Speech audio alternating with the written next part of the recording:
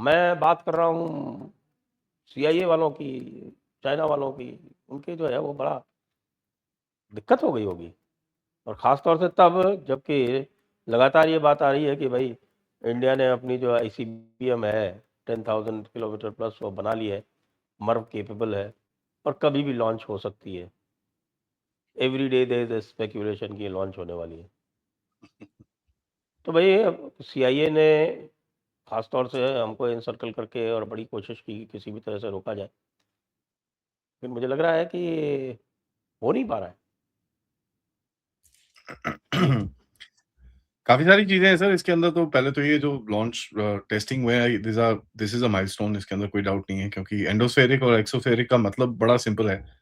Atmosphere होता है, level होता है, एक जॉन्स लाइन बोलते हैं जिसको 100 किलोमीटर्स के करीब में बोलते हैं, स्पेस एंड नॉन स्पेस वाला area. But every country differs, उसका जो डेफिनेशन है वो बहुत लोग डिफर करते हैं, क्योंकि manned flight has gone up to 356,000 feet also. तो जो पायलट इसको लेके गए थे उनको तो एस्ट्रोनॉट्स विंग्स और ये सब मिल गए थे। But any case, coming back, एंडोस्फेरिक होता है आपके एटमॉस्फेयर के बाहर, और एंडोस्फेरिक होता है एटमॉस्फेयर के अंदर, और एक्सोस्फेरिक होता है बाहर। तो बेसिकली क्या होता है सर, मिसाइल डिफेंस के अंदर आप अगर बैलिस्टिक मिसाइल को देखेंगे, बैलिस्टिक मिसाइल का ट्रैजेक्टरी ऐसे जाता है, it goes up, then it curves and then it comes down on to the target. जब वो नीचे आ रहा होता है, बहुत ज्यादा स्पीड में होता है, and it can manoeuvre a little bit, तो उसको बहुत ज्यादा हाई स्पीड में होता है, तो उसको इंटरसेप्ट करना बड़ा डिफिकल्ट होता है। तो दो तीन तरह की बैलिस्टिक मिसाइल होती हैं, अगेन एंडोस्फेरिक एंड एक्सोस्फेरिक। तो डील इज, जब वो बेसिकली अपने वो फ्लाइट पाथ के एकदम टॉप पे हो, उस जगह पे उसको जाके इंटरसेप्ट करना है, क्योंकि वो उस टाइम पे अपने स्लोएस्ट स्पीड पे होता है, and it can't manoeuvre that much. तो उस जगह पे जाके इसको इंटरसेप्ट करना है। तो आपको जो इंटरसेप्टर होता है वो बड़ा हाई स्पीड इंटरसेप्टर होता है। तो उसका जो इंजन है, it will be a very very high speed engine. वो मतलब 0 टू एकदम से ही मार्क नंबर्स विल लिटरली गो, जैसे 100 किलोमीटर एन आवर आप क्रॉस करते हो फ्लाइट में, तो मार्क नंबर्स आर रियली हाई इसके अंदर। और यहाँ पर आप जाके पहले तो आप उसकी ट्रैजेक्टरी ट्रैक कर रहे हो कि ये किस जगह पे आके, किस जगह पे जाके वो उसका जो फ्लाइट पाथ रहेगा वो ऐसे करके आएगा, वो कर्व करेगा, उसको ट्रैक कर रहे हो। यो ट्रैकिंग, वो किधर जा रहा है, किधर से फायर हुआ है, कितना स्पीड है, कितना उसका मैन्यूवरेबिलिटी है, क्या टाइप है, वो सब चीजें ट्रैक करके पूरा एक कंप्यूटराइज्ड आपका जो कंप्यूटेशन करी जाती है, उसके बाद आप ये फायर कर रहे हो, and it is going and hitting this particular thing, and उसको डिस्ट्रॉय कर रहा है। ये इसके एग्जांपल्स हमने देखे होंगे, इजरायलीज ने भी फायर करे थे। एंड कहीं ना कहीं S-400 की भी जो इंटरसेप्टर्स हैं, वो ऑल्दो इतनी हाइट पे नहीं जाते, but they also can do pretty much the same thing. But ये एक सिस्टम है जो आपकी बैलिस्टिक मिसाइल का एंटी एंटी शील्ड है, जो एंटी बैलिस्टिक शील्ड जिसको बोलते हैं। अगर आप इसको याद करेंगे सर, 80s के अंदर इसके बारे में एबीएम शील्ड जो बोलते थे, काफी झटके होते थे between the Soviet union and the Americans. American ने सबसे पहले ये एबीएम शील्ड को लॉन्च किया था, and बहुत एक्सपेंसिव चीज होती है ये लॉन्च करना। एंड इसके ऊपर काफी झगड़े हुए थे between the Soviets and the American, जहां पर रोनाल्ड रेगन और गोर्बाचोव के बीच में जब डिस्कशन शुरू हुई, तो ये ABM shield was one of the biggest points कि यार एबीएम शील्ड नहीं होनी चाहिए, तो दोनों को एक लेवल प्लेइंग फील्ड मिलेगा एक दूसरे को मारने के लिए। बट अमेरिकन ने फिर भी डेवलप किया था।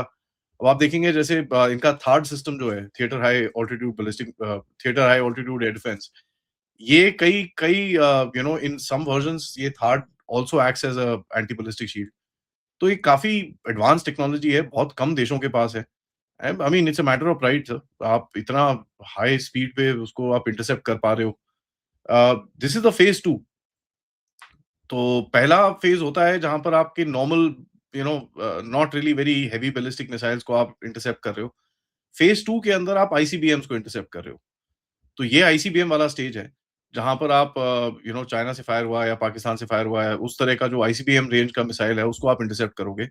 इसके बाद प्रॉब्ली 1 डेढ़ साल के अंदर, 2 साल के अंदर फेज़ 3 आएगा सर, जहाँ पर आप एमआईआरवीज़ को आइडेंटिफ़ाई करोगे कि भाई कितने सारे वो जो उनके आ रहे हैं, कौन-सा डमी है, कौन-सा रियल है, रियल वाले को कैसे इंटरसेप्ट करना है, हाइपरसोनिक ग्लाइड व्हीकल्स को किस तरह से इंटरसेप्ट करना है, हाइपरसोनिक मिसाइल्स को किस तरह इंटरसेप्ट करना है। क्योंकि इसके ऊपर भी दुनिया में हर जगह काम चल रहा है। So we are now, if you say कि भाई दुनिया के कंपैरेटिव में, अगर जो टॉप नेशंस हैं उनके कंपैरेटिव में अगर भारत को किस जगह पे देखा जाए, it's we are pretty high up, उसके अंदर कोई डाउट नहीं है। अगर आप ये हाइपरसोनिक्स और इनके ऊपर भी बात करनी शुरू कर रहे हो, and you are starting to do research on their flight paths, trajectories और ये सब चीजें, so that's a very next level technology जो जिसके ऊपर अभी बात चल रही है। एक और चीज़ मैं बोलूँगा सर, ये एबीएम तो टेस्ट करें आपने, उसके बाद आपने एक नासर एम भी करा है, which is naval anti-ship missile भी मीडियम रेंज की टेस्ट करी है, which can be fired from land hmm. And ship. तो ये दो मेजर टेस्ट हुए हैं, मल्टीपल टेस्ट हुए हैं जो पिछले 1-2 दिन के अंदर हुए हैं। बट एक पॉइंट यहाँ पर है सर, ये एबीएम का जो आपका डिप्लॉयमेंट होगा धीरे-धीरे करके, दिस थिंग विल कम इन आपके सिस्टम्स के अंदर, और आईएससीसीएस का जो आपका मेन सिस्टम है उसको एक्सपैंड करेगा। अब इसके अंदर आपको जो आपका जो आईएसआर है, which is basically intelligence, surveillance, reconnaissance के जो आपके सिस्टम्स होंगे, आपके जो स्वॉर्डफिश रेडार है, आपका जो वोरोनज़े रेडार है, उन सब का डेटा इसके अंदर डाल के to create that picture from basically ground zero till space 200 kilometres और समथिंग लाइक दैट, उस लेवल तक आप बेसिकली ट्रैकिंग करोगे क्या हो रहा है। स्वॉर्डफिश और ये सब चीजें हैं जो ballistic मिसाइल लॉन्च देखते हैं, Voronezh can see up to about I think 3-4,000 kilometres. उसका भी अपग्रेड की बात कुछ चल रही है। It's a $4.2 billion programme total. वो करीब 8,000 किलोमीटर तक देख पाएगा, तो you can cover the entire some parts of Russia, पूरा चाइना, पूरा एरिया में आप कवर कर पाओगे, वेयर आपको एडवांस में इंटीमेशन आएगी इसके बारे में।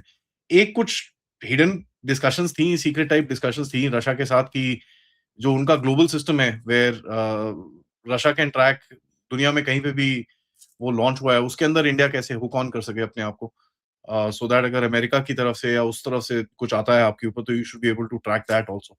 तो उसकी भी कुछ डिस्कशंस हैं, बट सर ये बड़ी सीक्रेटिव होती हैं, इसके बारे में कोई पब्लिक में कहीं पे भी कोई आर्टिकल नहीं दिखेगा, Well, nobody naturally, will naturally, so naturally.